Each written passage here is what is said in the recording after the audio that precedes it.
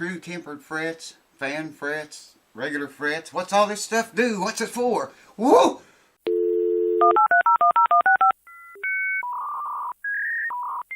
Welcome back again, folks. Once more to the show. All this business and this talk about frets and these funky looking frets, people don't understand what's the meaning of it and the difference and why do they go to such extremes to put frets in a guitar like this. I'll show you a picture right here.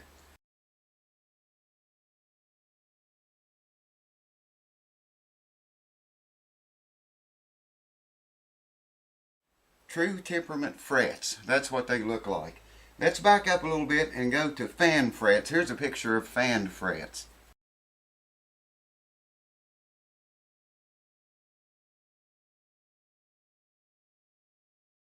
Okay, you can see the fan frets, how they, get wider apart on one end. You ever notice on your guitar how your saddle is kind of offset to one side, you know what I mean? Every guitar, every single one of them, man, the entire saddle is turned a little bit. It's not parallel with the rest of the guitar. The reason they do that is to intonate the guitar right, more perfectly. You cannot get any guitar made to intonate perfectly on every note, every fret, all the way up the neck, and, in one tuning without having to tune it. You can't do it. It's impossible to do. The laws of physics dictate that there's no way to make a guitar do that.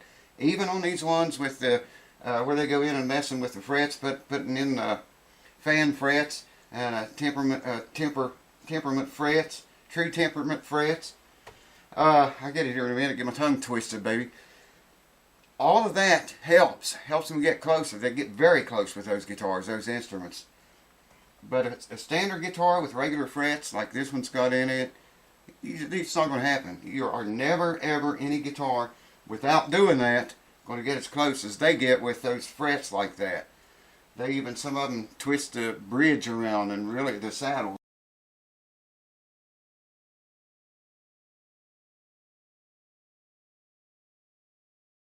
And really, trying to get that intonation perfect, man, all the way up the neck.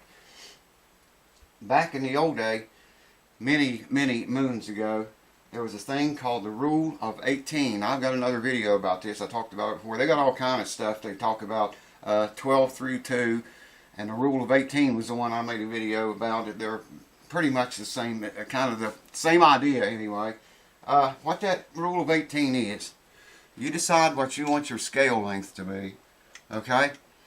Whatever you want your scale length to be, then come up to the nut, the inside of the nut, measure your entire scale length, and then divide 18 into that number. And the number that gives you is the distance from the nut to where your first fret is supposed to go. Okay? Now, start at the first fret, measure all the way back to the saddle, and take that new number, divide 18 into it, gives you the distance to come from the first fret up to the second one here. Same thing again, start at the second fret, measure the entire distance up to the saddle, right at the string breakaway angle, divide 18 into it. That number will give you the distance from your second fret to put the third one, and so forth and so on. And like I say, when you get up to 12th fret, then you're the center of the scale and you're halfway done, depending on how many frets you planning on installing. But that's the way they figured out years and years ago to do that. Now, of course, they pleck them and got all kinds of funky crap now to figure it out for them. And then you got these people that come along with fan frets and true temperament frets to even try to perfect it a little bit more. Actually, the old guys, the Rule of 18, so instead of dividing 18 into it, years on down the road, someone, really technically got in there and started figuring up, and they came up with the number 17.817. That's the number they divide into, the scale length measurement. You got a little bit more perfect. And then they start getting into fan frets and the true temperament frets and all that crap. That's all it is. It's just to try to perfect the intonation on every note that you touch on that instrument for it to be in tune, for it to intonate perfectly, completely up the neck, the fretboard. There again, it's still, those guitars are a tiny cents off, you know, on some notes, not all of them. Most of them, with frets like that, most of them are dead on the money. But there's still going to be some that are a few cents off because the laws of physics will not allow you to build a guitar that will note completely true. Every single note up the, every single string and every single fret. You can't do it, man. It's impossible to do. But that's what those frets are about. You guys have been talking about, well, I don't know about you all here on YouTube. Facebook have been talking about the frets like that. Why do they do it? And that's the only reason that they do it. I mean, they're just trying to perfect intonation on every single thing you play without having to retune all the time. You tune your guitar up one time, tune it to pitch, and, you know, it'll note as close in intonation as it possibly can. Something else I was going to say, I forgot what it was. Oh yeah, that video I got on your tuning your guitar wrong, or how to tune a guitar, where you tune several cents low on each string. There again, that's just trying to dial in that intonation, make it more perfect, you know. And that tuning works on most guitars, electric and acoustics as well. It's worked on every guitar I've tried it on, though depending on how the guitar notes out, it may or may not work for you. You can watch the video and try it. True temperament frets versus fan frets versus standard regular frets, and then you got all different widths and sizes of frets.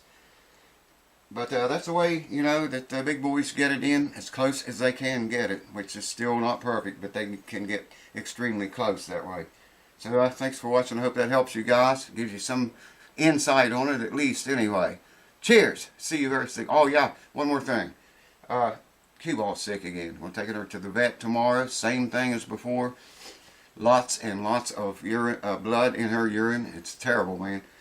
And she seems like she feels fine. You know, she's been fixed. She can't have pups. She shouldn't be going through any cycle of any kind. We're going to take her to the vet tomorrow morning and find out, and I'll keep you all posted on what's going on. She's pretty sick right now.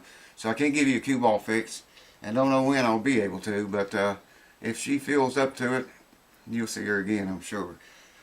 Thanks for watching. Cheers. Woo! Just one more thing. Just one more thing. It's still not too late to get in the contest and win this guitar. It is not too late yet to get in it. Now, you have to go through one billing cycle on Patreon, okay? That's the only way I can keep it even between everyone. So you got to go at least one billing cycle. You got to pay Patreon one time, at least one time. And there's coming a time before the contest ends February 22nd. Now we're in January right now, but there's coming a time that you won't be able to get in on that, you know, and set through one billing cycle to get in there. Right now you still got time. I'm not sure when that time is, but it's coming. Cheers. See you soon. The Boogity Bob.